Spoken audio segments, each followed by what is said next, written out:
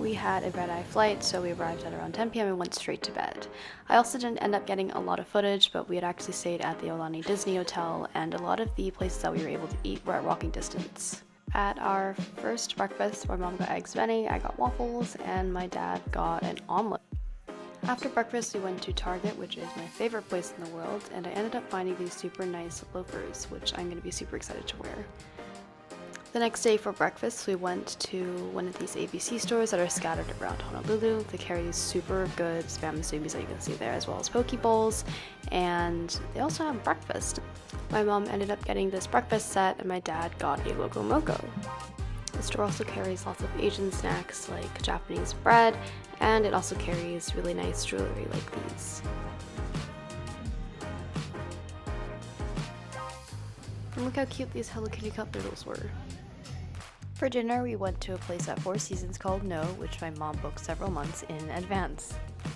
I ended up getting the truffle pasta, my mom got the crab pasta, and my dad and brother got some nice ravioli. The atmosphere was super nice here. This was outside, there was live music, and it was really pretty outside. The next morning, we walked a couple of blocks from our hotel to my mom and I's favorite coffee shop, which is Island Vintage Coffee. That's one of the good things about the Aulani Disney Resort, I think, is that it's so close to all of these places. So they had acai bowls, they had this super cool bagel that my mom enjoyed-ish. For the rest of the afternoon, we pretty much just spent it lounging around in the ocean, and we also happened to see this seal that had beached itself and it drew lots of attention. And next up, we have some of the views that we were able to enjoy.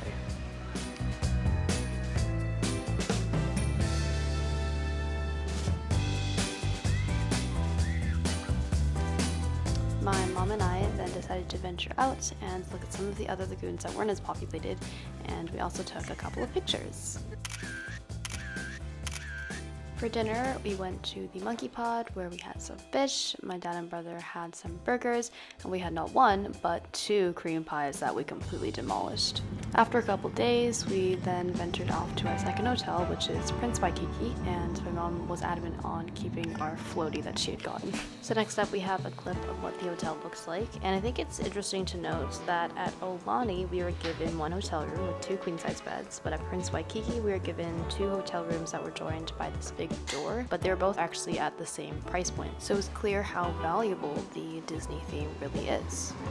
And the hotel was also pretty modern, as they had these automatic shutters that went up with just the press of a button. And a couple of blocks away from the hotel was the Royal Hawaiian Center, which offered lots of yummy food.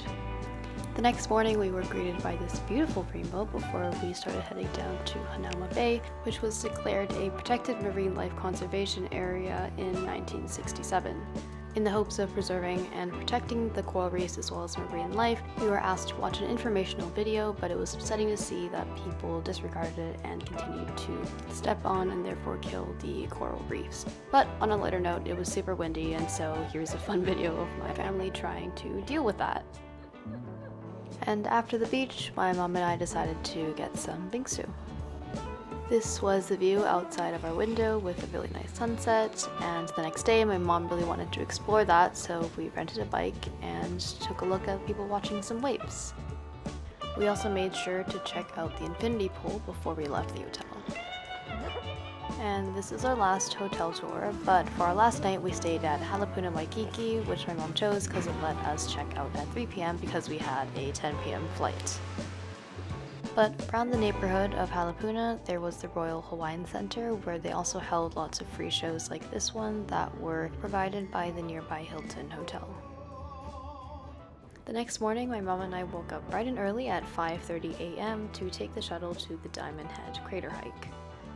And so initially the entrance fee for this hike was $5 per person, but since I wasn't able to wake up the day before, which is when my mom initially had booked it under that $5 fee, we had to book with a tour, which was significantly more expensive, but they were able to provide us with a shuttle to and from the hike, and also a free bottle of refrigerated water.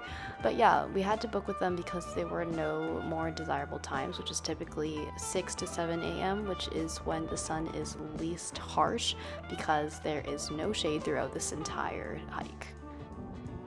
I would probably rate this a 5 out of 10 for intensity, but the view at the top was really nice. For our last meal, we went to a Japanese restaurant that was in the Royal Hawaiian Center, and yeah, it was really good.